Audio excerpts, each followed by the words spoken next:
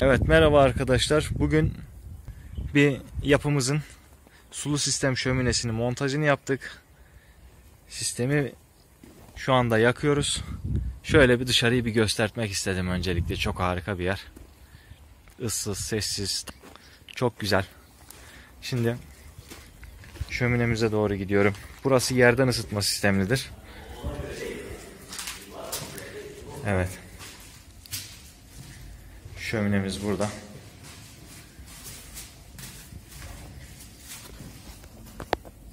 Evet, şöminemizi monte ettik. Tabii dış duvarlarına henüz yapılmadı. Bu şekilde bir göstermek istedik. Şimdi daha önceden arkadaşlar demişlerdi, yapım aşamasındayken nasıl olduğunu bize bir gösterin demişlerdi. İşte bu şekilde yapılıyor. Bacamız 200'lük bacadır. Çeliktir. Evet, çelik, kesinlikle evet. krom. Evet. Krom tutmaz, iz tutmaz. Bizim istediğimiz özellik budur. Yani kesinlikle bacayla işimiz olmaz. Şöminemiz asansörlüdür. Asansör dediğim bu şekilde açılır, bu şekilde kapanır. İsterseniz, dilerseniz sağ kapak olarak açılır ya da sol açılır. Yandan pencereli. Bu özel isteğe bağlı. Termostatımız burada. Termostattan pompamıza istediğimiz komutu göndererek sistemi çalıştırıyoruz. Şöminemiz şu anda yanıyor. Tabii ki pompamız da devrede. Şu an pompayı devreden çıkartacağım. Isımız biraz yükselsin diye.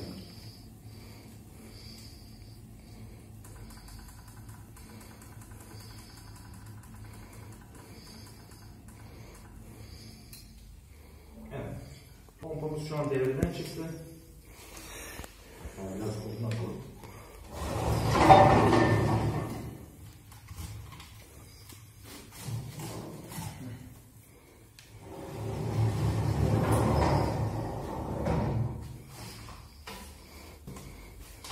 Yakalım. Pompamız 40 dereceyi bulacak. Kazanımız bu. Burası yerden ısıtma bir sistemde çalışıyor. Hem de çalışır mı diye sorularımız vardı. Yapımız şu anda yerden ısıtmadır. 3 katlıdır. Orta katına kurulmuştur şöminemiz. 3 katlı bölgeyi şu anda yerden ısıtmayla sağlıyoruz. Bu şekilde de tabii ki aynı zamanda sıcak ve soğuk su hatları bağlıyoruz. Ortalama yıllık ne yakarız? Odun olarak maksimum diye, yani ortalama bir bölgede 7 ile 9 arası değişiyor. Bu bölgelerde 5 ton 6 ton arası yakıyorsunuz. Meşe odun olması gerekiyor. Standart bir odun yakarım diyorsanız kazan ısıtamazsınız veya alevi çabuk. Evet, bu şekilde şu anda taşımız var burada. Taşımızı edilecek. Şömine. Şu anda şantiye aşamasındayız. Tamam. Şöyle.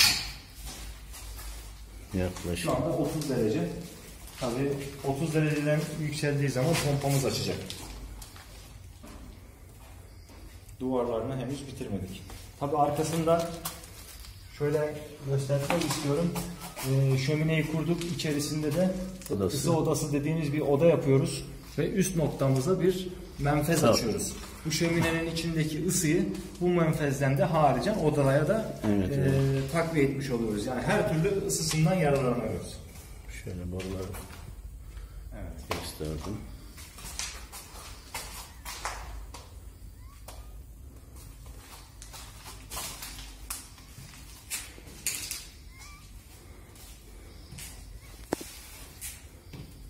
Evet. Bu videonun da sonuna geldik. Tekrar görüşmek üzere diyorum. Hoşça kalın.